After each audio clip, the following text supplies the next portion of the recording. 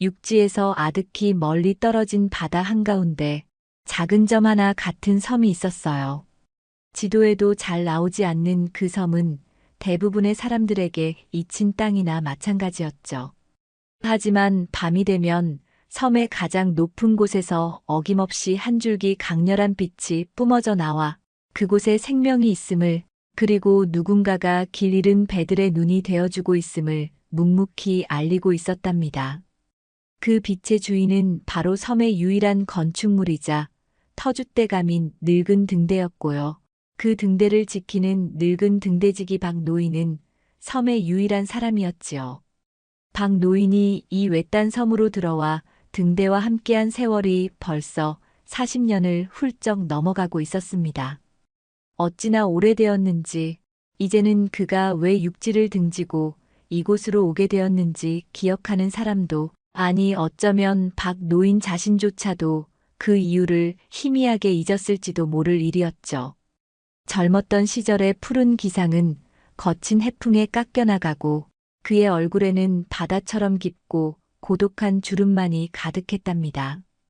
그의 삶은 등대 불빛처럼 규칙적이었어요.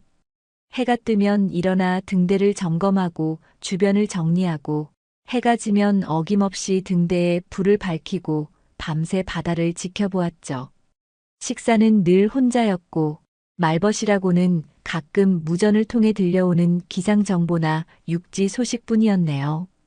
그의 삶은 지독히 외로웠지만 그렇다고 불행하지만은 않았어요.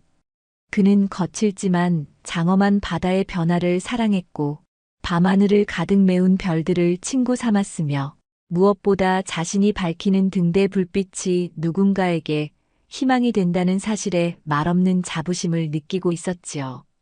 하지만 가끔씩, 아주 가끔씩 밀려오는 사무치는 외로움은 어쩔 수가 없었답니다. 특히 거센 폭풍우가 몰아치는 밤이면 등대가 온통 흔들릴 정도로 울부짖는 바람소리와 성난 파도 소리 속에서 그는 더욱 깊은 고독감에 잠기곤 했어요. 바로 그날 밤도 그랬습니다. 여느 때보다 훨씬 더 거센 폭풍우가 섬을 집어삼킬 듯 몰아쳤답니다. 하늘에서는 번개가 연신 번쩍였고, 집채만한 파도가 등대 아래 바위를 사정없이 내리치며 하얀 포마를 부서뜨렸죠. 등대는 금방이라도 무너질 듯 삐걱거렸지만 박노인은 40년 넘게 그래왔듯 묵묵히 자신의 자리를 지켰습니다. 등대 불빛이 꺼지지 않도록 밤새 기계를 점검하고 혹시 모를 비상사태에 대비했지요. 길고 긴 폭풍의 밤이 지나고 언제 그랬냐는 듯 바다는 다시 잔잔한 얼굴로 돌아와 있었어요. 다음 날 아침, 박노인은 밤새 등대에 이상은 없었는지 확인하기 위해 밖으로 나섰습니다. 폭풍우가 핥히고 간 흔적은 섬 곳곳에 남아 있었죠. 부러진 나뭇가지며 파도에 밀려온 해초들이 어지럽게 널려 있었어요. 등대 아래쪽 바위들을 점검하던 박노인의 눈에 무언가 하얀 물체가 들어왔습니다. 처음에는 파도에 밀려온 부표나 쓰레기 조각인가 싶었지요. 그런데 자세히 보니 그것은 살아있는 생명체였어요. 바위 틈 사이에 위태롭게 끼어 있는 것은 아직 어린 바다새 한 마리였답니다. 아마 밤새 몰아친 폭풍우에 휩쓸려 이곳까지 떠밀려 온 모양이었죠. 이 녀석은 온몸이 흠뻑 젖은 채 가늘게 떨고 있었고, 한쪽 날개는 부자연스럽게 꺾여 피까지 흘리고 있었어요. 금방이라도 숨이 넘어갈 듯 위태로워 보였죠. 평생을 바다와 함께 살아온 박노인이었기에 자연의 섭리라는 것을 잘 알고 있었습니다. 약한 생명은 도태되고 강한 생명만이 살아남는다는 것을요. 하지만 이상하게도 그날따라 박노인은 차마 그 작은 생명을 외면할 수가 없었어요. 가늘게 떨고 있는 새의 모습에서 어쩐지 자신의 깊은 외로움이 겹쳐 보였기 때문일까요? 쯧쯧 딱 하게 됐구나. 박노인은 조심스럽게 바위 틈에서 새를 꺼내 품에 안았습니다. 새는 마지막 남은 힘으로 파드득거렸지만 이내 노인의 따뜻한 품 안에서 기운 없이 몸을 맡겼죠. 노인은 새를 안고 천천히 등대 안으로 발걸음을 옮겼습니다. 그의 거칠고 투박한 손길과는 어울리지 않게 새를 다루는 동작 하나하나에는 조심스러움이 배어 있었지요. 등대 안으로 들어온 노인은 먼저 따뜻한 물수건으로 새의 젖은 몸을 닦아주고 상처를 소독했습니다. 부러진 날개에는 창고에서 찾은 얇은 나무 조각과 낡은 천 조각을 덧대어 서툴지만 정성껏 부목을 만들어 주었죠. 그리고는 푹신한 헝겊을 깐 작은 상자에 새를 넣어 등대 구석, 가장 따뜻한 곳에 놓아주었어요. 처음 며칠 동안 새는 극도의 경계심을 보이며 노인이 주는 먹이조차 거부했답니다. 그저 구석에 몸을 웅크리고 불안한 눈빛으로 노인을 바라볼 뿐이었죠. 노인은 그런 새를 재촉하거나 다그치지 않았어요. 그저 묵묵히 신선한 물과 잘게 썬 생선살을 갈아주고 멀찍이 떨어져 앉아 조용히 책을 읽거나 창밖을 바라보며 새가 스스로 마음을 열기를 기다려 주었죠. 가끔씩 나지막한 목소리로 혼잣말처럼 말을 걸기도 했어요. 이놈아, 그렇게 굶으면 기운 없어서 날개도 안 낳는다. 조금이라도 먹어보렴. 여긴 이제 안전하다. 아무도 너를 해치지 않아. 시간이 약이었을까요? 아니면 노인의 묵묵한 진심이 통했던 걸까요? 며칠이 지나자 새는 조금씩 노인이 놓아준 물을 쪼아 마시기 시작했고, 이내 잘게 썬 생선살에도 부리를 대기 시작했습니다. 노인은 새가 처음으로 먹이를 먹던 날, 무뚝뚝한 표정 뒤로 희미한 미소를 감추지 못했죠. 노인은 새에게 바다라는 이름을 지어주었어요. 자신이 평생을 함께 해온 바다처럼 이 작은 새 또한 이제 그의 삶의 일부가 되었음을 의미하는 것이었죠. 바다는 노인의 정성 어린 보살핌 속에서 조금씩 기운을 차리기 시작했습니다. 상처 입은 날개도 더디지만 서서히 아물어갔고요. 이제 바다는 더 이상 노인을 두려워하지 않았어요. 오히려 노인이 다가가면 고개를 갸웃거리며 바라보거나 노인이 주는 먹이를 자연스럽게 받아먹었죠. 노인이 등대 안을 걸어다니면 뒤뚱거리며 따라다니기도 했답니다. 어느덧 바다는 박 노인의 적막했던 등대 생활에 작은 활력소가 되어주었어요. 노인이 렌즈를 닦거나 일지를 쓸 때면 바다는 그의 어깨 위에 날아와 앉아 호기심 가득한 눈으로 구경했죠. 노인이 혼자 식사를 할 때면 식탁 건너편 의자에 앉아 마치 친구처럼 노인을 바라보곤 했답니다. 밤이면 노인이 읽어주는 책 내용을 알아듣기라도 하는 듯 고개를 갸웃거리기도 했고요. 바다야, 오늘은 바람이 많이 부는구나. 내일은 날이 개려나. 이 책 재밌니? 옛날에 육지에 살 때 읽던 책인데. 노인은 바다에게 말을 걸며 수십 년 만에 누군가와 대화하는 듯한 기분을 느꼈습니다. 비록 돌아오는 대답은 없었지만 자신의 말을 들어주는 존재가 있다는 것만으로도 큰 위안이 되었죠. 둘 사이에는 말이 필요 없는 눈빛과 몸짓만으로도 서로를 이해하는 깊은 교감이 조용히 쌓여가고 있었습니다. 늙은 등대지기와 어린 바다새는 그렇게 외딴 섬 등대 안에서 서로의 외로움을 달래주며 세상에 둘도 없는 친구이자 가족이 되어가고 있었답니다. 시간은 외딴 섬에서도 쉼없이 흘러갔어요. 등대 창문 너머로 보이는 바다 빛깔이 짙푸른 여름에서 서늘한 청색의 가을로 다시 잿빛 겨울을 지나 연두빛 봄으로 물드는 동안 등대 안의 작은 생명 바다에게도 놀라운 변화가 찾아왔지요. 박 노인의 정성 어린 보살핌 속에서 바다는 더 이상 위태롭고 가냘픈 존재가 아니었답니다. 부러졌던 날개는 기적처럼 완전히 아물어 흉터조차 찾기 힘들 정도였고 듬성듬성했던 솜털은 윤기 나는 깃털로 바뀌어 갔어요. 처음 발견했을 때 한 뼘 남짓했던 작은 몸집은 어느새 박 노인의 팔뚝만큼이나 늠름하게 자라났죠. 종종 창문으로 날아드는 햇살 아래 날개를 활짝 펴고 몸단장을 하는 바다의 모습은 그 자체로 경이로운 생명의 창가와 같았습니다. 매끄러운 깃털은 빛을 받아 은은하게 빛났고 날카로운 부리와 총명하게 빛나는 눈동자는 드넓은 바다를 누비던 야생의 기계를 고스란히 드러내고 있었죠. 이제 바다는 등대 안을 제 집처럼 자유롭게 돌아다녔습니다. 뒤뚱거리던 걸음걸이는 어느새 늠름하고 안정적으로 변했고 가끔은 짧은 거리를 푸드덕거리며 날아오르기도 했어요. 처음에는 등대 내부의 좁은 공간에서만 맴돌았지만 날갯짓이 점점 더 힘차고 능숙해지면서 바다의 세상은 등대 밖으로 확장되기 시작했습니다. 박 노인이 등대 꼭대기 전망대에 올라 바다를 살피는 시간이면 바다는 어느새 그의 곁으로 날아와 난간 위에 앉아 함께 먼 수평선을 바라보곤 했죠.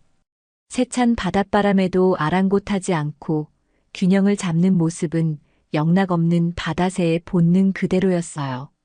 박 노인은 그런 바다를 보며 대견함과 함께 어딘지 모를 낯설음을 느끼기도 했습니다. 자신이 처음 만났던 작고 연약한 아기 새는 이제 어디에도 없었으니까요. 그러던 어느 맑은 날 오후, 박 노인은 등대 앞 바위 위에서 바다가 혼자 힘껏 날갯짓하는 모습을 목격했습니다.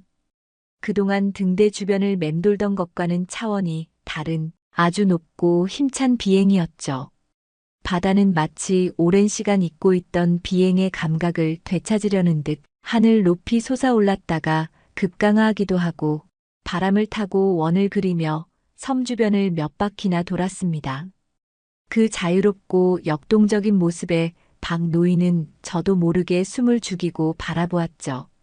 가슴 벅찬 감동과 함께 어쩌면 붙잡아 둘 수 없을지도 모른다는 예감이 그의 마음을 스치고 지나갔습니다. 잘한다. 바다야. 아주 멋지구나. 박 노인은 자신도 모르게 소리내어 응원했지만 그의 목소리 끝에는 미묘한 슬픔의 그림자가 드리워져 있었어요. 완전히 건강을 회복하고 비행 능력까지 되찾은 바다는 더욱 활기차졌습니다. 하지만 그 활기는 어딘가 모르게 이전과는 다른 방향을 향하고 있는 듯했죠. 등대 안에 머무는 시간보다 창밖을 바라보거나 등대 꼭대기에 앉아 먼 바다를 응시하는 시간이 눈에 띄게 늘어났습니다. 특히 하늘 위로 끼룩거리며 날아가는 갈매기떼나 철 따라 이동하는 다른 바닷새 무리가 보일 때면 바다는 유난히 안절부절 못하며 그쪽을 향해 날갯짓을 하거나 알아들을 수 없는 울음소리를 내곤 했어요. 그것은 명백한 야생의 부름이었고 동족을 향한 그리움의 몸짓이었습니다. 박 노인은 그 모습을 애써 외면하려 했지만 그럴수록 바다의 눈빛 속에 담긴 자유를 향한 갈망은 더욱 선명하게 느껴졌죠. 바다는 더 이상 박 노인의 등대에 속한 존재가 아니었습니다. 그의 진정한 집은 끝없이 펼쳐진 하늘과 드넓은 바다였으니까요. 박 노인의 마음속에는 깊은 갈등이 시작되었습니다. 지난 몇 년간 바다는 그의 외로운 삶의 유일한 빛이자 온기였습니다. 녀석이 없던 시절로 돌아가는 것은 상상조차 하기 힘들었죠. 다시 찾아올 지독한 고독과 침묵을 견뎌낼 자신이 없었습니다. 바다를 곁에 두고 싶은 이기적인 마음이 불쑥 고개를 쳐들 때면 그는 스스로를 다독여야 했습니다. 아니다. 저 아이는 원래 저 넓은 세상에서 살아야 할 존재다. 내가 저 아이의 날개를 꺾을 수는 없지. 그는 바다를 진심으로 사랑했습니다. 그리고 진정한 사랑은 때로는 떠나보낼 줄 아는 용기라는 것을 그는 어렴풋이 깨닫고 있었죠. 하지만 머리로 이해하는 것과 마음으로 받아들이는 것은 전혀 다른 문제였습니다. 그는 바다를 볼 때마다 기쁨과 슬픔, 애정과 체념이 뒤섞인 복잡한 감정에 휩싸였어요. 어느덧 계절은 다시 바뀌어 섬 주변으로 철새들이 날아들기 시작하는 가을이 깊어가고 있었습니다. 바다의 동쪽으로 보이는 새들이 유난히 자주 등대 근처를 지나갔고 그때마다 바다의 행동은 더욱 불안정해졌죠. 이제 더 이상 미룰 수 없다는 것을 박 노인은 직감했습니다. 바다를 자연의 품으로, 그가 속한 세상으로 돌려보내야 할 시간이 온 것이었죠. 그는 며칠 밤낮을 고민하고 또 고민했습니다. 바다와의 추억들이 파노라마처럼 스쳐 지나갔어요. 처음 만났을 때의 위태롭던 모습, 서툴게 치료해주던 순간들, 함께 등대 안에서 보냈던 소소한 시간들, 처음 하늘을 날았을 때의 감격까지, 그 모든 것이 너무나 소중해서 놓아버리기가 힘들었죠. 하지만 그는 알고 있었습니다. 바다의 행복을 위해서는, 그리고 그를 진정으로 사랑하기에 떠나보내야 한다는 것을요. 마침내 박 노인은 어렵게 결심을 굳혔습니다. 그는 평소보다 더 정성껏 바다가 좋아하는 생선을 손질해주고 마지막이 될지도 모를 밤을 바다와 함께 보냈습니다. 그는 바다를 무릎에 앉히고 밤새도록 두런두런 이야기를 들려주었어요. 자신의 젊은 시절 이야기, 바다 이야기, 그리고 언젠가 바다가 만나게 될 더 넓은 세상 이야기도 해주었죠. 바다는 알아듣는지 못 알아듣는지 그저 노인의 목소리에 귀를 기울이며 그의 손길에 몸을 맡기고 있었습니다. 그 밤 등대의 불빛은 유난히 더 쓸쓸하게 느껴졌답니다. 다음 날 아침 밤새 뒤척이다 새벽녘 깨야 겨우 눈을 붙였던 박 노인은 여느 때보다 일찍 잠에서 깨어났습니다. 창문 너머 하늘은 구름 한 점 없이 맑고 투명했고 바다는 밤새 무슨 일이 있었냐는 듯 잔잔하게 햇살을 반사하고 있었죠. 마치 바다가 머나먼 여정을 떠나기에 더없이 좋은 날씨라고 말하는 듯 했습니다. 하지만 박 노인의 마음은 납덩이처럼 무겁기만 했어요. 그는 평소보다 더 정성껏 아침 식사를 준비했습니다. 자신이 먹을 것은 간단히 차렸지만 바다를 위해서는 가장 신선하고 살이 통통하게 오른 생선을 골라 잘게 발라주었죠. 어쩌면 이것이 바다에게 주는 마지막 식사가 될지도 모른다는 생각 때문이었습니다. 바다는 여느 때처럼 맛있게 식사를 했고 그 모습을 지켜보는 박 노인의 눈시울은 뜨거워졌지만 애써 내색하지 않았답니다. 식사를 마치고 박 노인은 천천히 등대 꼭대기 전망대로 향했습니다. 그의 어깨 위에는 어느새 늠름한 어른새가 된 바다가 자연스럽게 앉아 있었죠. 전망대에 도착하자 시원한 바닷바람과 함께 탁 트인 하늘과 바다가 한눈에 들어왔습니다. 멀리 수평선은 아득했고 하늘은 끝없이 높아 보였어요. 바로 저곳이 바다가 돌아가야 할 세상이었죠. 박 노인은 난간에 기대서서 한참 동안 아무 말 없이 먼 바다만 바라보았습니다. 어깨 위에 앉은 바다의 무게와 따뜻한 체온이 고스란히 느껴졌어요. 지난 몇 년간의 시간들이 주마등처럼 스쳐 지나갔습니다. 처음 만났을 때의 가엾던 모습, 함께 등대 안에서 보냈던 수많은 밤낮, 서로에게 의지하며 외로움을 달랬던 순간들, 그 모든 것이 너무나 소중해서 이대로 시간이 멈춰버렸으면 좋겠다는 생각마저 들었죠. 하지만 그는 알고 있었습니다. 이것이 바다를 위한 최선의 선택이라는 것을요. 그는 천천히 어깨 위의 바다에게 얼굴을 돌려 눈을 맞추었습니다.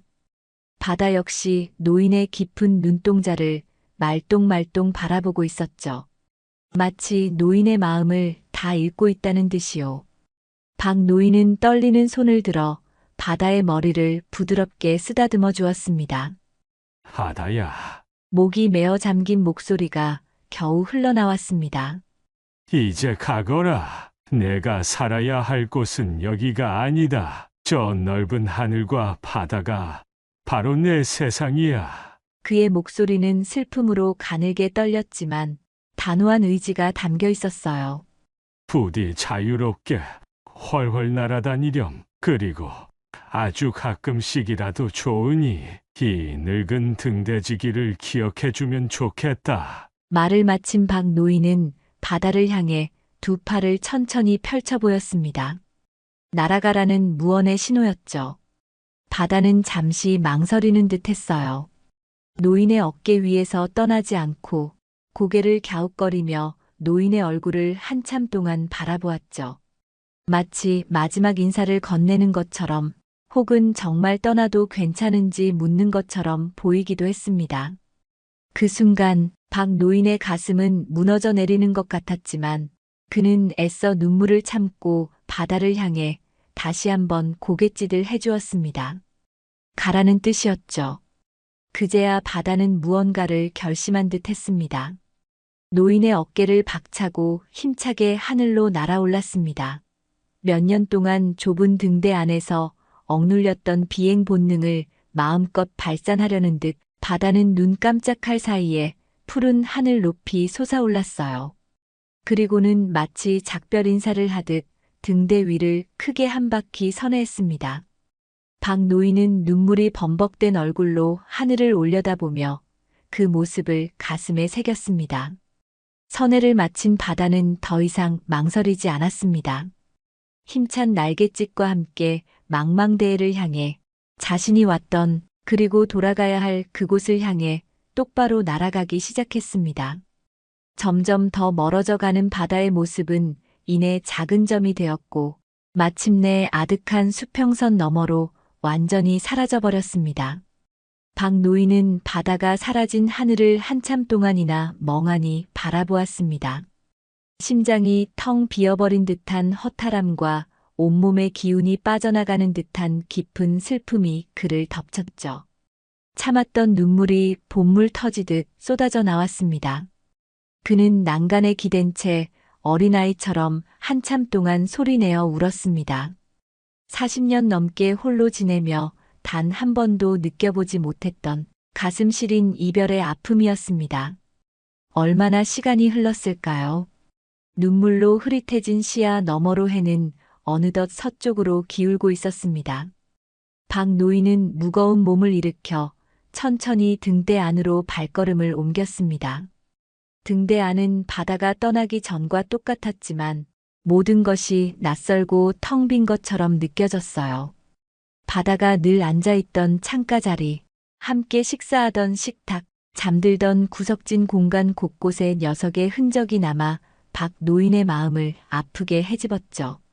그날 저녁 박 노인은 혼자서 저녁 식사를 했습니다. 바다가 떠난 후 처음으로 맞이하는 혼자만의 식탁은 유난히 더 넓고 쓸쓸하게 느껴졌습니다. 입맛이 없어 밥술을 뜨는 둥 마는 둥 하고 그는 다시 등대 불빛을 밝혔습니다. 밤새 돌아가는 등대 불빛을 바라보며 그는 생각했죠.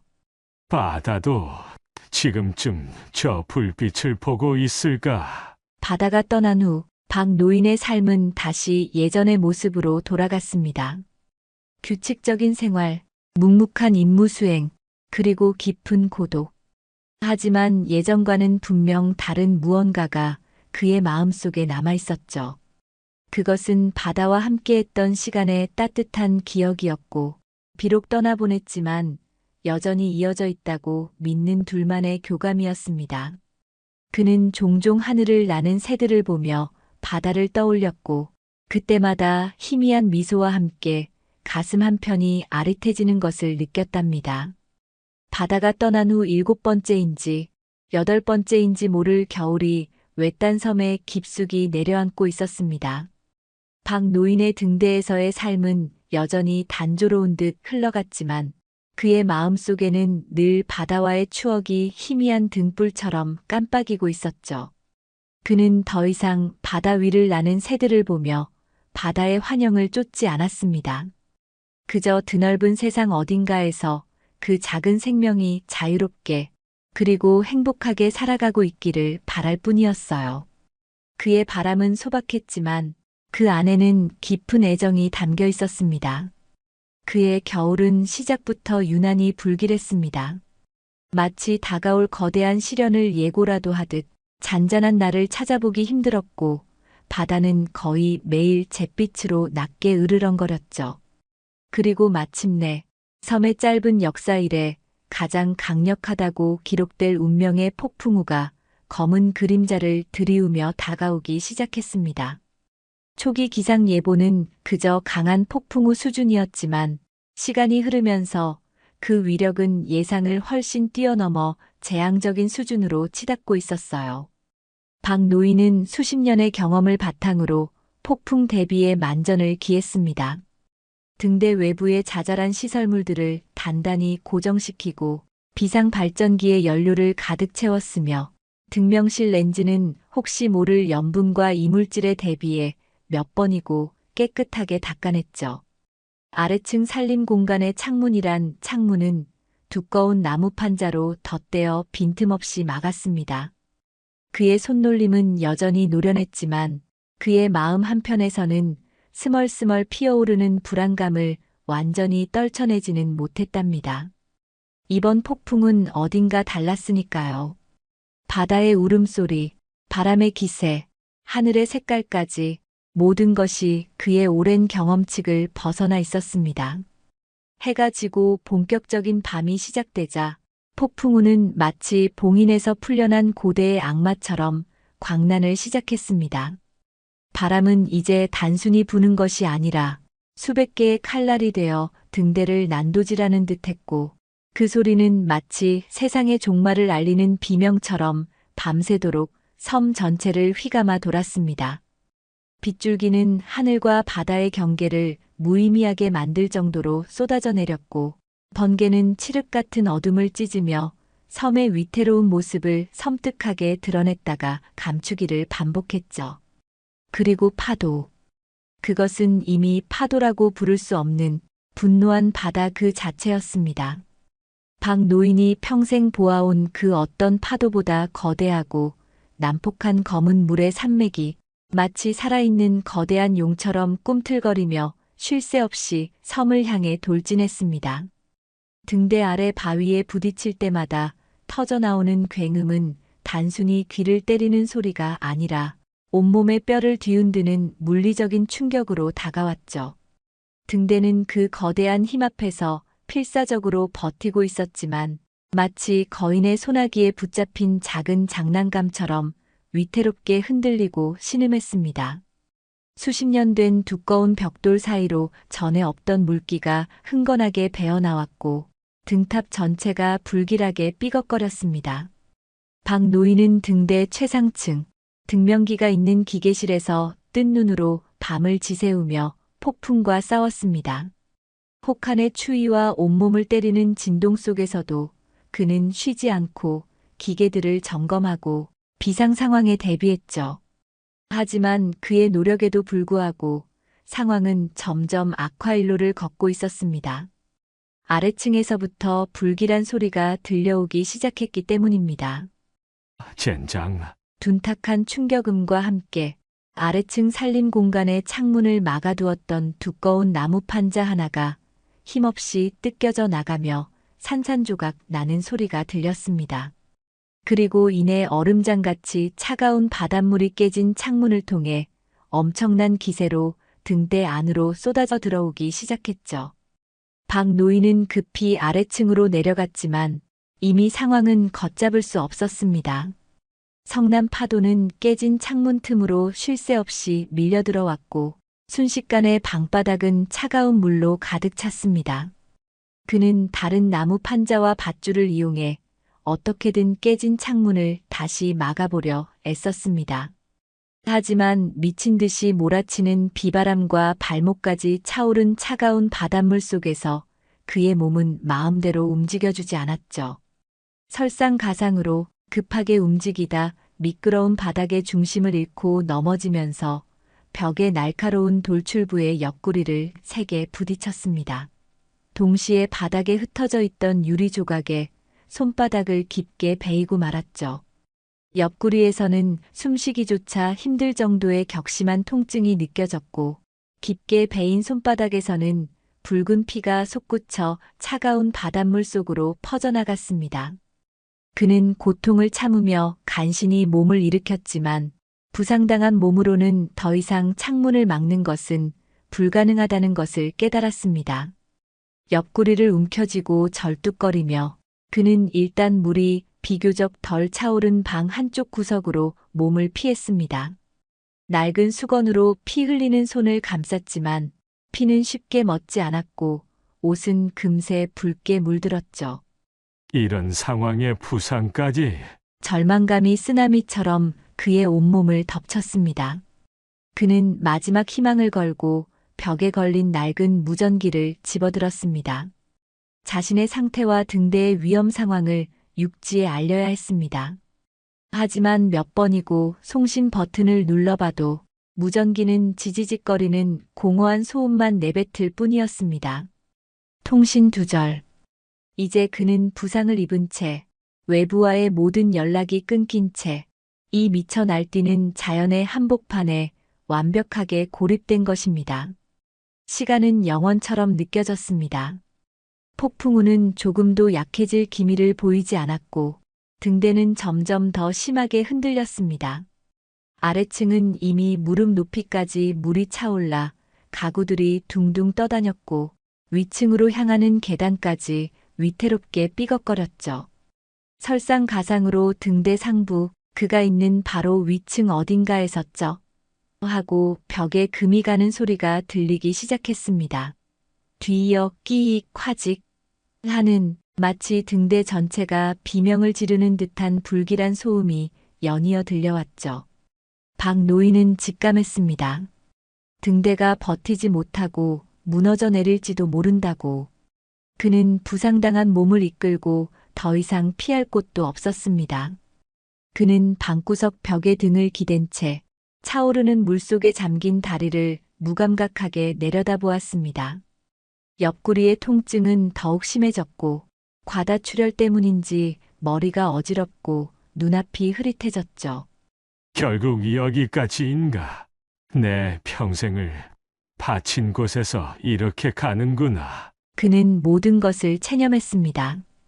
외롭게 살아왔지만 그래도 등대지기로서의 삶에 후회는 없다고 스스로를 위로하려 했죠. 하지만 마음 깊은 곳에서는 지독한 외로움과 함께 단 한 번이라도 좋으니 누군가에게 따뜻한 정을 나누고 싶었다는 평생 억눌러왔던 갈망이 희미하게 고개를 들었습니다. 그리고 그의 흐릿한 의식 속에는 마지막으로 바다의 모습이 선명하게 떠올랐습니다. 처음 만났을 때의 작고 연약했던 모습, 자신을 따르며 재롱을 부리던 모습, 그리고 마침내 푸른 하늘로 힘차게 날아오르던 그 눈부신 모습까지. 바다야, 부디 너만은 자유롭게 행복하게. 그의 눈에서 뜨거운 눈물이 다시 흘러내렸습니다.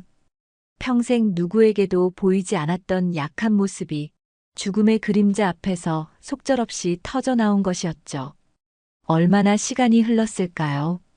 거의 의식을 놓아가던 박 노인의 귓전에 마치 천둥처럼 울려 퍼지던 폭풍우의 교향곡 속에서 전혀 다른 종류의 날카롭고도 다급한 울음소리가 섞여 들려오기 시작했습니다. 처음에는 너무 지쳐 헛것을 듣는 것이라 생각했습니다. 이 지옥 같은 폭풍우 속을 날아다닐 생명체가 어디 있단 말인가. 하지만 그 소리는 환청이 아니었습니다. 점점 더 가까워지고 더욱 또렷해졌으며 그 수는 마치 하늘을 뒤덮을 듯 많아지고 있었습니다. 그것은 분명 새들의 울음소리였습니다. 박 노인은 마지막 남은 정신력을 끌어모아 고개를 들고 피와 물로 얼룩진 창문 틈으로 밖을 내다보았습니다. 그리고 그는 숨을 삼켰습니다. 그의 눈앞에는 도저히 현실이라고 믿을 수 없는 경이롭고도 신비로운 광경이 펼쳐지고 있었으니까요. 칠흑 같은 어둠 속 번개가 터질 때마다 드러나는 그곳에는 정말로 수백 마리의 거대한 바다새들이 마치 폭풍의 눈 속으로 뛰어든 하얀 정령들처럼 등대 주변을 맹렬하게 선회하며 날고 있었습니다. 그들은 미친 듯한 비바람 속에서도 놀라운 비행술로 서로 부딪히지 않으면서 거대한 원을 그리며 등대를 감싸 안듯 날고 있었죠. 그리고 그 장엄한 새들의 군무, 그 선두에는 유난히 크고 늠름하며 그 어떤 폭풍도 두려워하지 않는 듯 강렬한 눈빛으로 등대를 응시하는 새 한 마리가 있었습니다. 박 노인의 심장이 멎었다가 다시 미친 듯이 뛰기 시작했습니다. 그는 단번에 알아보았죠. 틀림없는 바다였습니다. 자신이 가슴으로 낳아 길렀고 눈물로 떠나보냈던 바로 그 바다가 이 죽음의 문턱에서 동족들을 이끌고 자신을 찾아와 준 것이었습니다. 바다야, 너가 정말 살아있었구나. 쉰 목소리로 터져나온 외침은 거의 울음에 가까웠습니다. 온몸의 세포 하나하나가 깨어나는 듯한 강렬한 전율과 함께 뜨거운 눈물이 멈추지 않고 흘러내렸습니다. 죽음의 공포는 온데간데 없이 사라지고 오직 믿을 수 없는 재회에 대한 감격과 경이로움만이 그의 영혼을 가득 채웠습니다. 바다는 마치 박 노인의 목소리에 화답하듯 그가 있는 창문 바로 앞까지 아슬아슬하게 날아왔습니다. 그리고는 노인의 눈을 똑바로 바라보며 다른 새들과는 다른 깊고 절박한 울음소리를 토해냈습니다. 그 울음소리에는 단순한 반가움을 넘어선 아주 강렬한 무언가가 담겨 있었죠. 경고였습니다. 바다는 다시 다른 새들과 합류하여 등대의 특정 부분을 향해 바로 박 노인이 있는 방의 외벽, 이미 커다란 균열이 생겨 금방이라도 무너져 내릴 듯 위태롭게 삐걱거리던 바로 그 부분을 향해 집중적으로 날아들며 격렬하게 울어댔습니다. 몇몇 새들은 심지어 부리로 벽을 쪼는 신용까지 하며 필사적으로 그곳의 위험을 알리고 있었습니다. 동시에 새들의 일부는 여전히 바다 저편, 육지 방향과 등대 사이를 왕복하며 길을 안내하는 듯한 행동을 멈추지 않았습니다. 이제 박 노인의 귀에도 폭풍우 소리 사이로 구조선의 희미하지만 분명한 엔진 소리가 들려오기 시작했습니다. 모든 것이 명확해졌습니다. 이것은 꿈이 아니었습니다. 바다는 자신을 구하기 위해 온 것이었습니다. 자신과의 인연을 잊지 않고 이 죽음의 폭풍우를 뚫고 동족들까지 이끌고 돌아온 것이었습니다. 그들의 날갯짓과 울음소리는 단순한 본능이 아닌 박 노인을 향한 깊은 교감과 생명의 연대였던 것입니다. 그래, 알았다. 내 놈들 뜻을 알겠다마다. 이 늙은이가 여기서 죽을 수는 없지. 박 노인은 더 이상 망설이지 않았습니다. 그는 방금 전까지만 해도 죽음을 기다리던 무력한 노인이 아니었습니다. 그는 살아야 했습니다. 자신을 구하러 온 저 경이로운 생명들에게 보답하기 위해서라도 그는 살아야 했습니다. 그는 옆구리의 격심한 통증과 피 흘리는 손의 고통을 이를 악물고 참아냈습니다. 마지막 남은 생명의 의지를 모두 끌어모아 바닥을 기기 시작했습니다. 새들이 필사적으로 경고하는 그 위험한 벽으로부터 벗어나기 위해 등대 중앙의 가장 두껍고 튼튼해 보이는 기둥을 향해 피 묻은 손으로 차가운 바닥을 짚으며 한 뼘 한 뼘 사력을 다해 나아갔습니다. 그의 등 뒤에서는 바다와 새들의 더욱더 다급해지고 커지는 울음소리가 그의 마지막 힘을 짜내도록 재촉하는 듯 했습니다. 그리고 그가 마침내 위태로운 벽에서 완전히 벗어나 등대 중앙 기둥에 온몸을 던지듯 기댄 바로 그 찰나. 온 세상을 뒤흔드는 듯한 귀청이 터져나갈 듯한 엄청난 굉음과 함께 그가 불과 몇 초 전까지 기대앉아 있던 방의 외벽 전체가 거대한 파도에 직격당한 듯 힘없이 무너져 내렸습니다. 거대한 돌덩이와 뒤틀린 철근, 유리 파편들이 그가 있던 자리를 아수라장으로 만들었고 성난 파도가 거대한 입을 벌리듯 깨진 벽 사이로 해일처럼 밀려들어와 등대 하부 전체를 집어삼켰습니다. 박 노인이 기어나온 자리는 순식간에 죽음의 공간으로 변해버렸죠.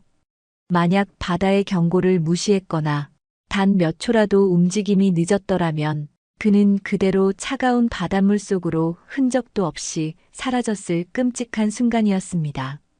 박 노인은 눈앞에서 벌어진 처참한 광경과 자신을 덮칠 듯 밀려드는 파도를 보며 간신히 붙잡고 있던 생명의 끈을 놓지 않으려 거친 숨을 몰아쉬었습니다. 온몸은 극도의 공포와 기적적인 생존에 대한 안도감으로 통제할 수 없이 떨렸죠. 그는 간신히 고개를 들어 창문 너머를 보았습니다. 밖에서는 여전히, 하지만 이제는 조금 다른 느낌으로 바다와 수백 마리의 새들이 폭풍우 속에서 자신을 지켜보며 선회하고 있었습니다. 그들의 눈빛은 마치 살아남으셨군요. 라고 말하는 듯 했고, 그들의 울음소리는 이제 안도의 함성처럼 박 노인의 귓가를 맴돌았습니다. 박 노인은 더 이상 눈물을 참을 수 없었습니다. 뜨거운 눈물이 뺨을 타고 흘러내려 턱 끝에서 뚝뚝 떨어졌습니다. 그는 무너진 등대의 잔해 속에서 부상당한 몸을 간신히 일으켜 세우고 자신을 구해준 저 경이로운 기적의 날갯짓들을 향해 목이 터져라 온 마음을 다해 외쳤습니다. 고맙다. 정말 고맙다. 바다야. 내 아들 같은 녀석. 내 유일한 친구. 그리고 너희 용감한 새들 모두. 이 보잘것없는 늙은이 목숨을 너희가 구해주었구나. 이 은혜는 평생 잊지 않으마. 정말 고맙다. 그의 목소리는 쉰 듯 갈라지고 비바람 소리에 묻혀 멀리 퍼져나가지는 못했지만 그의 영혼 깊은 곳에서 터져나온 진심과 감사는 분명 폭풍우 속을 나는 기적의 새들에게 그리고 그들을 이끌고 온 바다에게 온전히 전해졌을 것입니다. 그리고 마침내 저 멀리 칠흑 같은 어둠과 폭풍우를 가르며 희망의 빗줄기처럼 다가오던 구조선의 밝은 탐조등 불빛이 폐허가 된 등대와 그 안에 기적적으로 살아남은 늙은 등대지기를 환하게 비추기 시작했습니다. 길고 길었던 절망의 밤이 끝나고 생명의 가장 경이롭고도 찬란한 새벽이 밝아오고 있었던 것입니다. 탐조등 불빛이 폐허가 된 등대와 그 안에 위태롭게 버티고 선박 노인을 비추자 굳게 닫혀있던 그의 입술 사이로 희미한 안도의 한숨이 흘러나왔습니다. 살았다는 것, 그리고 혼자가 아니라는 사실이 부상당한 몸의 고통 속에서도 희미한 온기처럼 퍼져나갔죠. 창문 너머로는 여전히 바다와 수많은 새들이 폭풍우 속을 선회하며 그의 생환을 지켜보고 있었습니다. 그들의 존재 자체가 박 노인에게는 꺼져가던 생명의 불씨를 되살리는 기적과도 같았어요. 구조선의 접근은 쉽지 않았습니다. 태풍의 기세는 한풀 꺾였지만 여전히 집채만한 파도가 섬 주위를 에워싸고 있었고 강한 바람은 구조선의 항로를 위협했죠. 구조대원들은 숙련된 솜씨로 파도와 바람을 헤치며 조심스럽게 등대 섬으로 접근했습니다. 그 과정에서 구조대원들 역시 등대 주변을 떠나지 않고 맴도는 거대한 바다새 무리를 목격하고는 놀라움을 금치 못했죠. 이런 악천후 속에서 그것도 구조 활동이 벌어지는 위험지역 가까이에서 저렇게 많은 새들이 모여 있는 것은 그들의 오랜 경험으로도 설명하기 힘든 기현상이었으니까요. 마침내 구조보트가 등대 아래 비교적 파도가 잔잔한 곳에 접안하는 데 성공했고 숙련된 구조대원 2명이 로프와 장비를 이용해 위태로운 등대 안으로 진입했습니다. 그들은 무너진 잔해와 차오른 물속에서 부상을 입은 채 탈진 상태로 앉아있는 박 노인을 발견하고는 안타까움과 함께 그의 강인한 생명력에 감탄했죠. 어르신, 괜찮으십니까? 정신 차리세요. 구조대원의 다급한 목소리에 박 노인은 희미하게 고개를 끄덕였습니다. 그는 구조대원의 부축을 받아 힘겹게 몸을 일으켰습니다. 옆구리와 손의 통증이 온몸으로 퍼져나갔지만 그는 이를 악물고 버텼죠. 구조대원들은 그의 상처를 응급 처치하고 안전장비를 착용한 뒤 조심스럽게 그를 등대 밖으로 이끌었습니다. 등대 밖으로 나왔을 때 그는 마지막으로 하늘을 올려다보았습니다. 폭풍우는 여전히 거셌지만 새들은 아직 그 자리에 있었습니다. 특히 바다는 다른 새들보다 조금 더 낮은 고도에서 마치 그의 마지막 모습을 배웅이라도 하듯 그의 주변을 천천히 맴돌고 있었죠. 박 노인은 바다를 향해 희미하게 손을 흔들어 보였습니다. 그것은 고마움과 작별의 인사이자 다시는 만나지 못할지도 모를 친구에게 보내는 마지막 마음의 표현이었습니다. 바다 역시 그의 마음을 알아차렸는지 길고 높은 울음소리를 한번 내뱉더니 이내 다른 새들과 함께 거센 바람 속으로 그들이 왔던 깊고 어두운 바다 저편으로 힘차게 날갯짓하며 사라져갔습니다. 그 모습은 마치 임무를 완수한 전령들처럼 장엄하고 신비롭게 느껴졌죠. 박노인은 구조보트에 실려 육지로 향하는 동안 의식을 잃었다 깨어나기를 반복했습니다. 병원에 도착했을 때는 이미 탈진과 저체온증, 그리고 과다출혈로 매우 위독한 상태였죠. 그는 곧바로 응급수술을 받았고 며칠 동안 중환자실에서 사경을 헤매야 했습니다. 갈비뼈 여러 대가 부러졌고 옆구리의 타박상과 손바닥의 열상은 생각보다 깊었습니다. 하지만 기적적으로 살아남은 그의 강인한 생명력은 병마마저 이겨내는 듯 했습니다. 시간이 흘러 박노인은 일반 병실로 옮겨졌고 조금씩 건강을 회복하기 시작했습니다. 그가 의식을 완전히 되찾았을 때 병문안을 온 구조대장에게 폭풍 후 속 등대에서 있었던 기적 같은 이야기를 조심스럽게 털어놓았습니다. 자신을 구해준 것은 구조대원들 뿐만 아니라 폭풍우를 뚫고 날아온 바다새들이었다고요. 특히 바다라는 이름의 새와의 특별한 인연에 대해서도 이야기했죠. 하지만 구조대장을 비롯한 병원 사람들은 그의 말을 온전히 믿지 못하는 눈치였습니다. 아마도 극심한 충격과 고립 상태에서 겪은 환각이나 착각일 것이라고, 혹은 노인의 정신이 잠시 혼미해진 탓일 거라고 수군거렸죠. 그들의 반응은 어쩌면 당연한 것이었습니다. 인간의 이성으로는 도저히 설명할 수 없는 일이었으니까요. 박노인은 더 이상 설명하려 하지 않았습니다. 그 기적은 오롯이 자신과 바다만이 아는 비밀이자 가슴 깊이 간직해야 할 소중한 교감의 증거였으니까요. 그는 그저 창밖을 바라보며 그날의 경이로운 날갯짓들을 떠올리며 조용히 미소 지을 뿐이었습니다. 박노인은 몇 달간의 입원 치료 끝에 마침내 건강을 되찾고 태어나게 되었습니다. 하지만 그가 돌아갈 등대는 더 이상 존재하지 않았죠. 폭풍으로 인해 너무 심하게 파손되어 복구가 불가능하다는 판정을 받았기 때문입니다. 결국 정부에서는 등대를 폐쇄하기로 결정했고 평생을 등대지기로 살아온 박노인은 이제 정년보다 조금 이른 나이에 은퇴를 맞이하게 되었습니다. 그에게는 돌아갈 가족도 딱히 연고가 있는 곳도 없었습니다. 정부에서 마련해준 작은 연금과 보상금이 있었지만 앞으로 남은 삶을 어디서 어떻게 보내야 할지 막막하기만 했죠. 많은 고민 끝에 그는 바다가 보이는 작은 항구 마을에 아주 작은 월세방을 하나 얻기로 했습니다. 평생을 함께 해온 바다를 떠나서는 도저히 살 수 없을 것 같았기 때문입니다. 새로운 보금자리는 낡고 초라했지만 창문을 열면 비릿한 바다 내음과 함께 끼룩거리는 갈매기 소리가 들려왔고 멀리 수평선이 보이는 아늑한 곳이었어요. 그는 더 이상 등대 불빛을 밝히지는 않았지만 그의 삶은 여전히 바다와 함께 흘러갔습니다. 매일 아침이면 방파제를 따라 천천히 산책을 했고 오후에는 작은 낚싯대를 들이우고 시간을 보냈으며 저녁이면 창가에 앉아 붉게 물드는 바다를 바라보곤 했죠.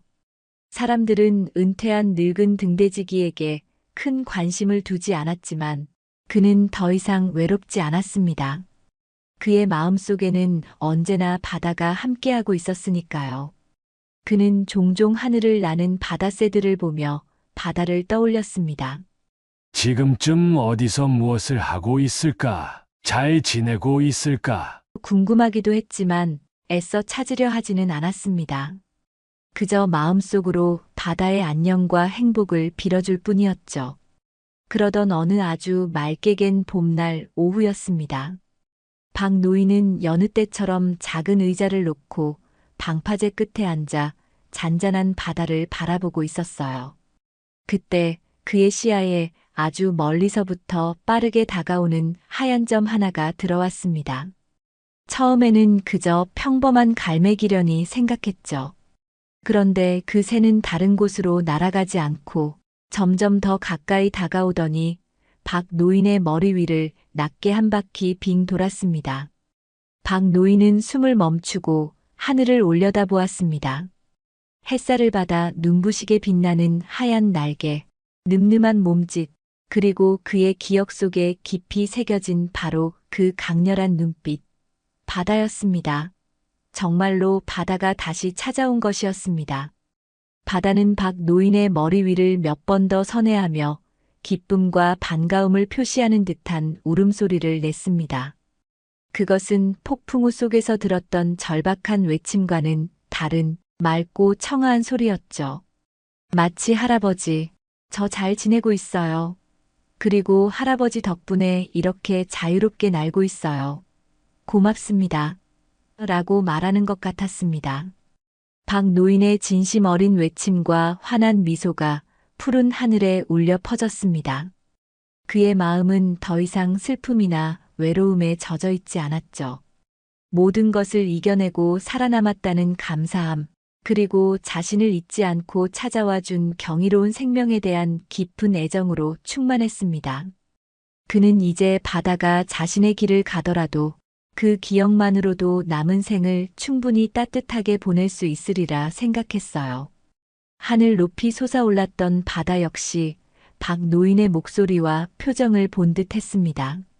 녀석은 박 노인의 머리 위를 마지막으로 한 바퀴 더 천천히 선회하더니 이윽고 결심한 듯 힘찬 날갯짓과 함께 먼 바다, 동족들이 기다리고 있을 그 아득한 수평선을 향해 날아가기 시작했습니다. 박 노인은 이제 정말 마지막이구나 생각하며 멀어져가는 바다의 뒷모습을 평온한 미소로 지켜보았죠. 그의 마음속으로 작별 인사를 건네면서요. 부디 잘 가거라. 내 친구 바다야. 그런데 이상한 일이 벌어졌습니다. 한참을 망망대해를 향해 날아가던 바다의 속도가 점점 느려지는가 싶더니 방향을 급선회하여 다시 박 노인이 있는 방파제 쪽으로 날아오기 시작하는 것이 아니겠어요?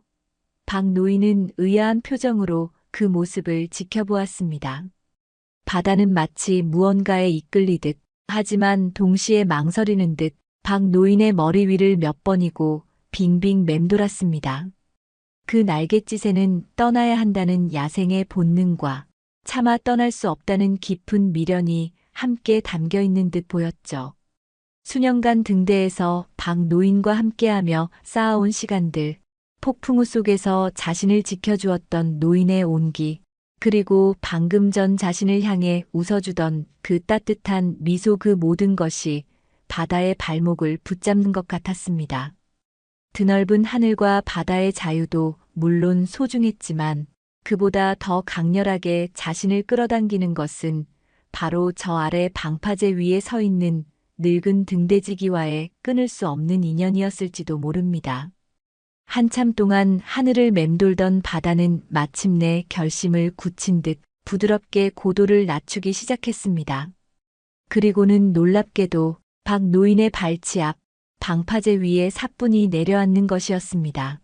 박 노인은 자신의 눈을 의심했습니다. 바다야, 왜 돌아온 게냐? 바다는 대답 대신 박 노인의 다리에 자신의 머리를 부드럽게 비볐습니다. 마치 이제 어디 안 가요. 할아버지 곁에 있을래요? 라고 말하는 것처럼요. 그 작은 몸짓 하나에 박 노인은 바다의 마음을 단번에 읽을 수 있었습니다. 이 녀석은 야생의 삶 대신 자신과의 동행을 선택한 것이었죠. 박 노인의 눈가에 다시 한번 뜨거운 것이 차올랐지만 이번에는 그저 말없이 바다의 등을 천천히 쓰다듬어 줄 뿐이었습니다.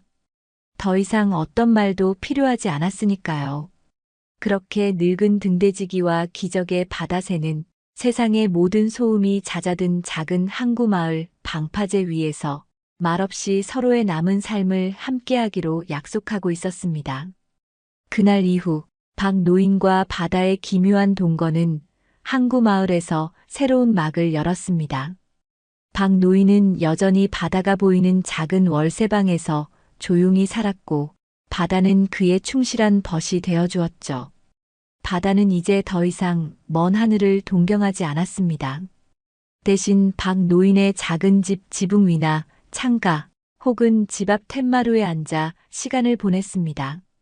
박 노인이 마당 평상에 앉아 책을 읽거나 그물을 손질할 때면 바다는 그 옆에 가만히 엎드려 꾸벅꾸벅 졸기도 했죠. 노인이 방파제로 산책을 나갈 때면 그의 뒤를 조금 떨어져 따라 걷거나 머리 위를 낮게 선회하며 함께 했습니다. 마을 사람들은 처음에는 덩치 큰 바다새가 사람과 함께 지내는 모습을 보고 수군거리기도 하고 신기한 듯 구경하기도 했어요. 어떤 아이들은 돌멩이를 던지려다 박 노인에게 호되게 꾸중을 듣기도 했죠. 하지만 시간이 흐르면서 사람들은 점차 그 광경에 익숙해졌습니다. 박 노인이 워낙 조용하고 과묵한 데다 바다 역시 사람들에게 해를 끼치거나 소란을 피우는 일이 없었기 때문입니다. 사람들은 그저 등대지기 할아버지와 그가 키우는 별난 새 정도로 여기며 그들의 조용한 삶을 더 이상 간섭하지 않았죠. 오히려 몇몇 마음씨 좋은 어부들은 가끔 잡은 생선 중에 작은 것들을 골라 박 노인에게 건네며 할아버지, 이거 새나 좀 나눠주쇼. 하고 퉁명스럽지만 따뜻한 마음을 표현하기도 했답니다. 박 노인의 삶은 등대에 있을 때보다 훨씬 더 평온하고 안정적으로 변해갔습니다. 규칙적인 생활과 고독은 여전했지만 이제 그의 곁에는 언제나 바다가 함께 있었으니까요. 그는 더 이상 밤바다를 보며 사무치는 외로움에 눈물 찢지 않았고 창밖으로 들려오는 파도 소리는 자장가처럼 편안하게 느껴졌습니다. 바다 역시 야생의 치열함 대신 박 노인의 변함없는 보살핌 속에서 평화로운 나날을 보냈죠. 둘은 그렇게 서로에게 마지막 남은 온기를 나누며 조용히 늙어가고 있었습니다. 그러던 어느 늦여름의 일요일 오후였습니다. 그날따라 날씨는 화창했고 바다는 잔잔했죠. 박 노인은 오랜만에 기분이 좋아 바다와 함께 평소보다 조금 더 멀리 떨어진 항구 외곽의 작은 갯바위 쪽으로 산책을 나섰습니다. 그곳은 사람들의 발길이 뜸하고 바다가 좋아하는 작은 물고기나 개들이 제법 보이는 곳이었죠. 박 노인은 갯바위 위에 앉아 담배를 한 대 피워 물고 바다는 얕은 물가를 어슬렁거리며 먹이를 찾고 있었습니다. 모든 것이 평화롭고 여유로운 풍경이었어요. 그런데 갑자기 바다가 있던 쪽에서 요란하게 퍼덕거리는 소리와 함께 다급하고 고통스러운 울음소리가 들려왔습니다. 박 노인은 깜짝 놀라 담배를 떨어뜨리고 그쪽으로 달려갔죠. 그의 눈앞에는 끔찍한 광경이 펼쳐져 있었습니다. 바다의 한쪽 다리가 누군가 버리고 간 것으로 보이는 낡고 질긴 그물 조각과 굵은 낚싯줄에 칭칭 감겨 있었던 것입니다. 바다는 벗어나려고 발버둥 칠수록 그물은 더욱더 살을 파고들었고 날카로운 낚싯바늘까지 다리에 박혀 피가 흘러내리고 있었죠. 녀석은 극심한 고통과 공포 속에서 미친 듯이 날갯짓하며 비명을 질러댔습니다. 바다야, 이런 꼼짝 마라. 가만히 있어. 박 노인은 다급하게 외치며 바다에게 다가갔습니다. 하지만 고통과 공포에 휩싸인 바다는 노인의 말조차 듣지 못하고 더욱 격렬하게 몸부림쳤죠. 노인은 어떻게든 녀석을 진정시키고 엉킨 그물을 풀어주려 했지만 노쇠한 몸으로는 역부족이었습니다. 그의 시력은 예전 같지 않아 복잡하게 엉킨 그물과 낚싯줄을 제대로 풀어낼 수도 없었고 지난번 폭풍우 때 다쳤던 손은 아직도 완전히 회복되지 않아 힘을 제대로 줄 수도 없었죠. 게다가 바다가 고통 속에서 마구잡이로 휘두르는 부리와 날갯짓에 그 역시 상처를 입을 위험이 있었습니다. 이런 낭패가 혼자서는 안 되겠구나. 박 노인은 절망적인 심정으로 주변을 둘러보았습니다. 하지만 인적 드문 갯바위 근처에는 아무도 보이지 않았죠. 바다의 울음소리는 점점 더 처절해져 갔고 다리의 상처에서는 계속해서 피가 흘러나왔습니다. 이러다 정말 큰일이 날지도 모른다는 생각에 박 노인의 심장은 타들어갔습니다. 그는 바다를 안심시키려 계속해서 말을 걸면서 동시에 어떻게든 도움을 청할 방법을 찾아야 했습니다. 그는 절뚝거리며 그리고 피 흘리는 바다를 애처롭게 돌아보며 사람들이 있을 만한 항구 쪽으로 힘겹게 발걸음을 옮겼습니다. 제발 누가 있기를, 그리고 자신의 다급한 부탁을 들어줄 사람이 있기를 간절히 바라면서요. 얼마나 걸었을까요? 저 멀리 방파제 근처에서 묵묵히 그물을 손질하고 있는 젊은 어부 한 명의 모습이 눈에 들어왔습니다. 평소 말 한마디 제대로 섞어본 적 없는 조금은 무뚝뚝해 보이는 청년이었죠. 박 노인은 잠시 망설였지만 지금은 체면이나 어색함을 따질 때가 아니었습니다. 그는 마지막 희망을 걸고 젊은 어부에게 다가가 떨리는 목소리로 말을 건넸습니다. 젊은이 미안하지만 나 좀 도와줄 수 있겠는가? 젊은 어부는 귀찮다는 듯 건성으로 박 노인을 흘기 쳐다보았죠.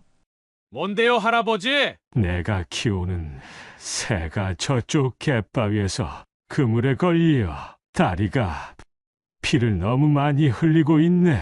내 힘으로는 도저히 제발 좀 도와주게. 박 노인의 목소리는 거의 울먹임에 가까웠습니다. 젊은 어부는 새 한 마리 때문에 웬 호들갑이냐는 듯한 표정을 지으며 시큰둥하게 대답했죠. 웬 새 때문에 그럽니까? 바다새가 그물에 걸리는 거야 흔한 일인데 놔두면 알아서 풀려나거나 하겠죠? 아니야. 그럴 새가 아니네. 내게는 자식 같은 놈이야. 제발 시간이 없어. 이러다 정말 죽을지도 몰라. 박 노인은 거의 애원하다시피 말했습니다.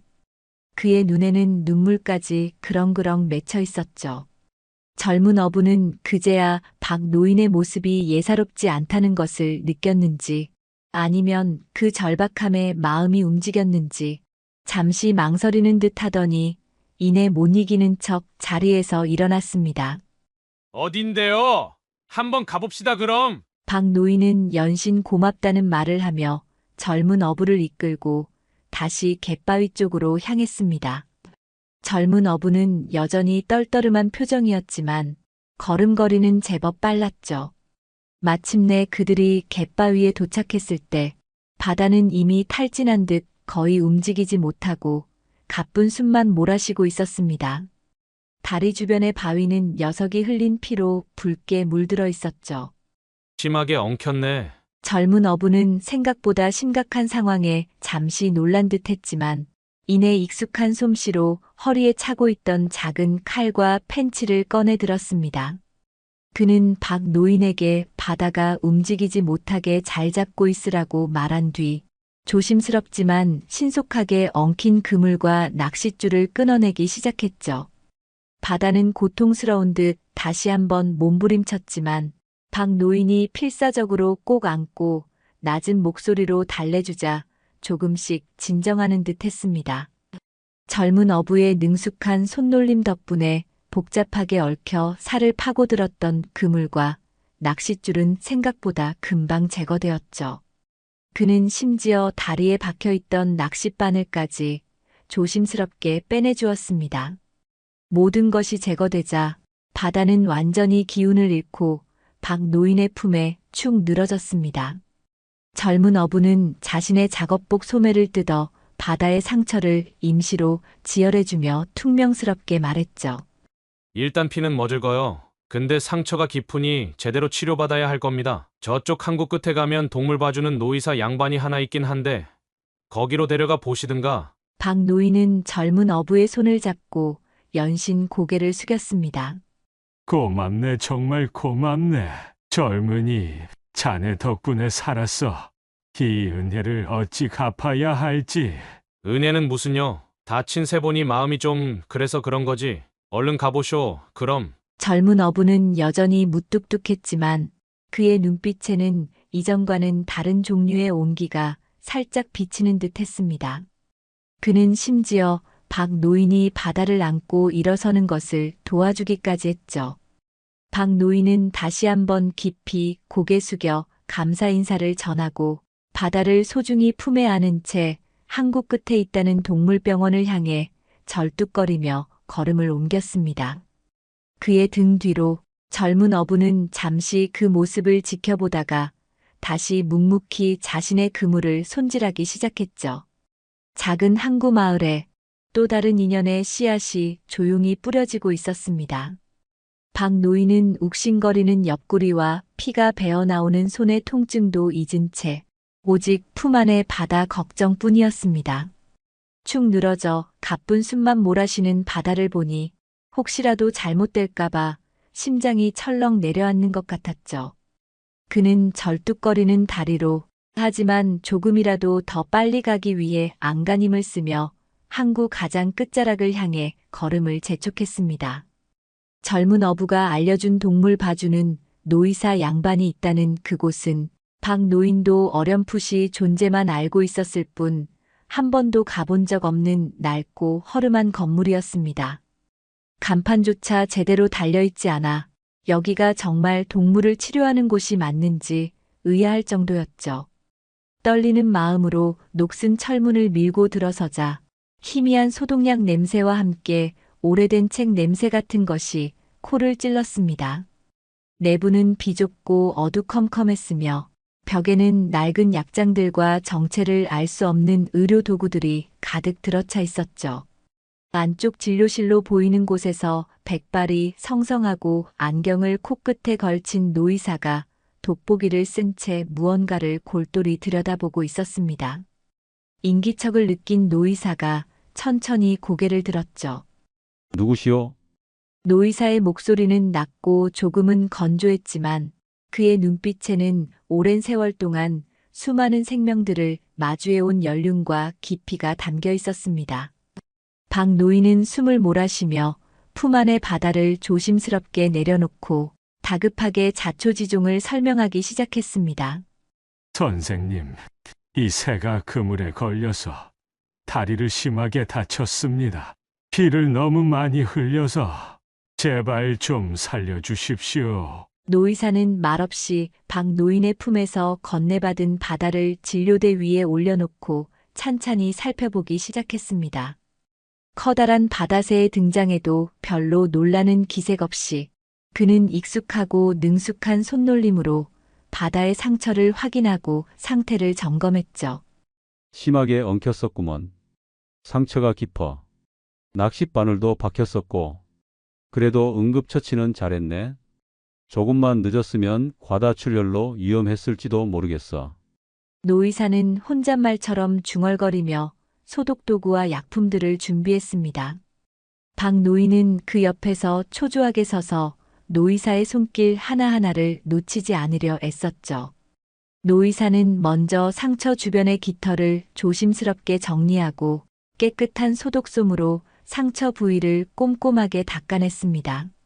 바다는 고통스러운 듯 몸을 움찔거렸지만 박 노인이 곁에서 계속해서 낮은 목소리로 괜찮다. 바다야 조금만 참자. 하고 속삭여주자 신기하게도 얌전히 치료를 받아들였습니다. 노이사는 깊게 패인 상처 몇 군데를 소독된 실로 꼼꼼하게 꿰매고 항생제 연고를 바른 뒤 깨끗한 붕대로 다리를 감싸주었습니다. 그리고는 주사기에 항생제와 진통제를 채워 바다에게 주사했죠. 모든 치료 과정은 군더더기 없이 신속하고 정확했습니다. 일단 응급처치는 끝났어. 뼈는 다치지 않은 것 같으니 다행이지만 상처가 덧나지 않도록 잘 관리해야 할 거요. 당분간은 날지 못하게 하고 약도 꼬박꼬박 먹여야 하고. 노이사는 약 봉투 몇 개를 건네며 주의사항을 설명해 주었습니다. 박 노인은 연신 고맙다는 인사를 하며 치료비를 내려 했지만 노이사는 손을 저으며 말했죠. 됐수다. 늙은이들끼리 뭘 그런 걸 가지고. 대신 다음에 싱싱한 생선이나 몇 마리 잡아다 주시오. 나도 오랜만에 바다새는 처음 보는데 보통 정성으로 키운 놈 같지가 않구먼.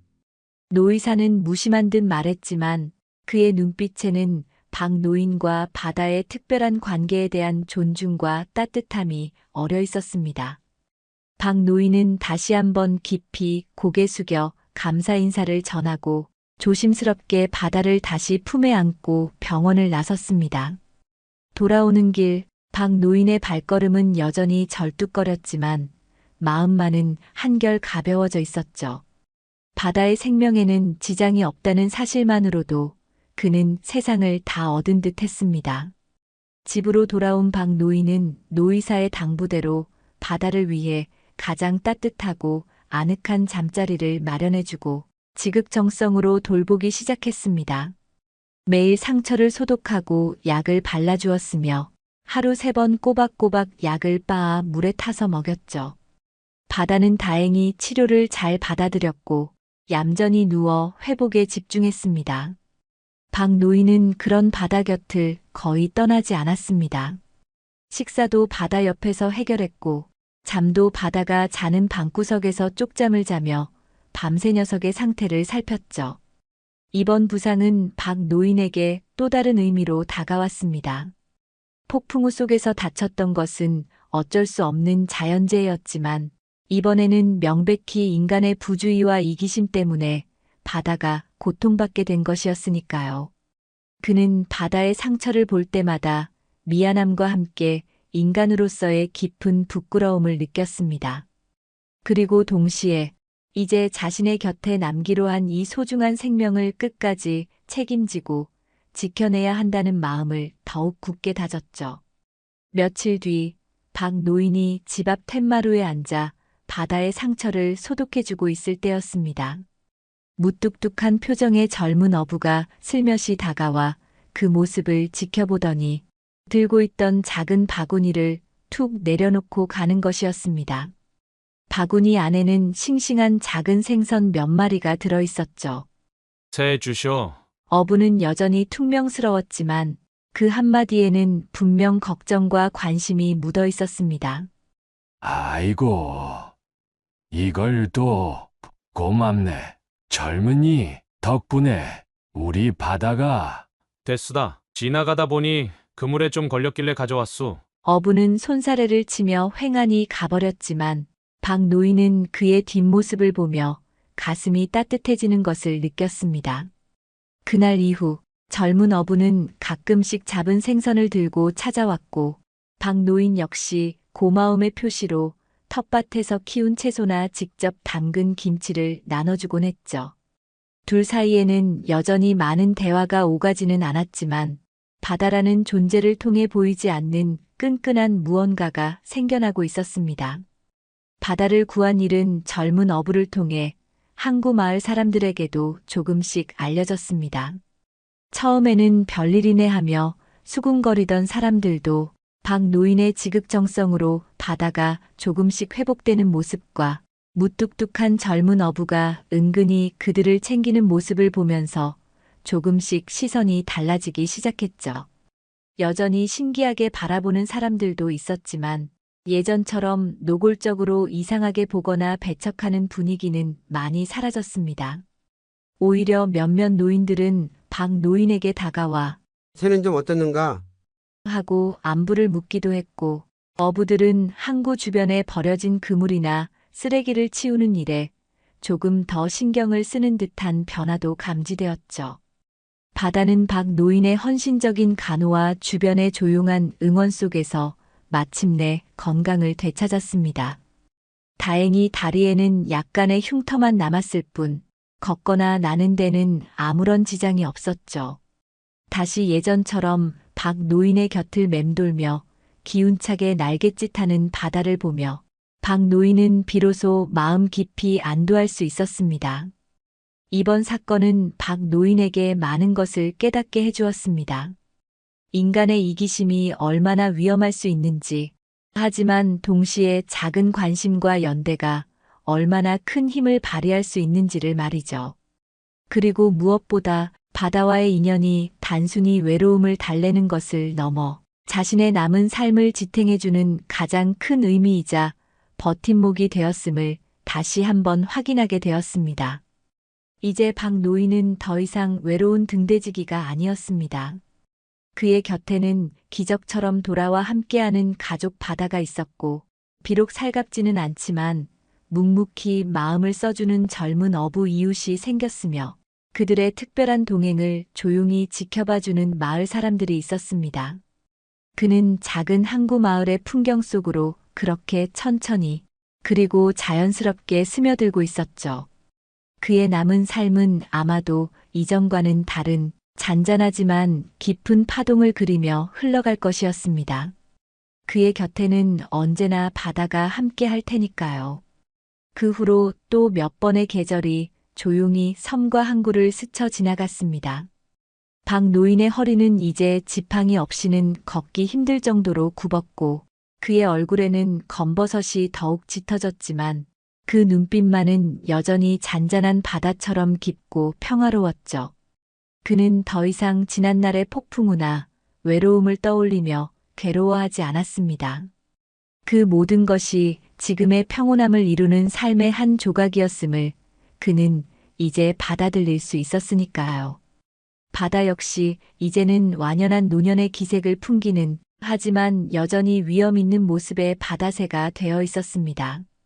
젊은 시절의 날카롭고 역동적인 날갯짓은 조금 무뎌졌지만 박노인의 곁을 지키는 그 모습은 마치 오랜 세월을 함께 해로한 늙은 부부처럼 더없이 자연스럽고 편안해 보였죠. 이 녀석은 이제 더 이상 먼 하늘을 보며 동경의 울음을 터뜨리지 않았습니다. 박노인의 작은 월세방 툇마루와 앞마당, 그리고 가까운 방파제가 바다의 세상 전부이자 가장 안전한 안식처가 된 듯 했습니다. 해질녘 끼면 박노인은 낡은 나무 의자를 들고 집 앞 툇마루에 나와 앉아 멀리 붉게 물드는 수평선을 바라보곤 했습니다. 그의 발치에는 바다가 늘 함께 앉아 꾸벅꾸벅 졸거나 가끔씩 노인의 다리에 머리를 부드럽게 비벼왔죠. 박노인은 그런 바다의 목덜미 깃털을 천천히 아주 부드럽게 쓸어주며 나지막이 속삭였습니다. 바다야, 오늘 하루도 잘 보냈다. 그렇지. 바다는 대답 대신 그르릉거리는 낮은 소리로 화답했습니다. 둘 사이에는 더 이상 많은 말이 필요 없었죠. 오랜 세월 함께하며 쌓아온 침묵의 언어만으로도 충분히 서로의 마음을 읽고 위로를 나눌 수 있었으니까요. 가끔 젊은 어부가 무심한 척 지나가며 할아버지, 새랑 같이 계시네. 하고 인사를 건네기도 했고, 마을 아이들도 이제는 신기한 듯 멀찍이서 바라볼 뿐 더 이상 돌을 던지거나 장난을 치지 않았습니다. 그들은 어느새 항구 마을의 일부가 되어 있었던 겁니다. 박노인은 바다의 따뜻한 체온을 느끼며 눈을 감았습니다. 등대지기로서 외롭게 살아온 자신의 긴 인생이 이 작은 생명 하나로 인해 얼마나 풍요롭고 따뜻하게 마무리되고 있는지 생각하면 가슴 벅찬 감사가 밀려왔습니다. 모든 것을 잃었다고 생각했던 순간에 찾아온 기적, 그리고 그 기적이 가져다준 평화. 그는 이제 아무것도 두렵지 않았습니다. 고맙다. 바다야, 정말로 고맙다. 그의 작은 속삭임은 저녁 바람을 타고 잔잔한 바다 위로 조용히 퍼져나갔습니다. 노을이 마지막 빛을 다하고 밤의 장막이 내려앉을 때까지 늙은 등대지기와 그의 충실한 벗, 바다새는 그렇게 서로에게 기댄 채 세상에서 가장 평화로운 모습으로 함께 앉아 있었습니다. 그들의 조용한 동행은 시간이 멈춘 듯 영원히 계속될 것만 같았습니다.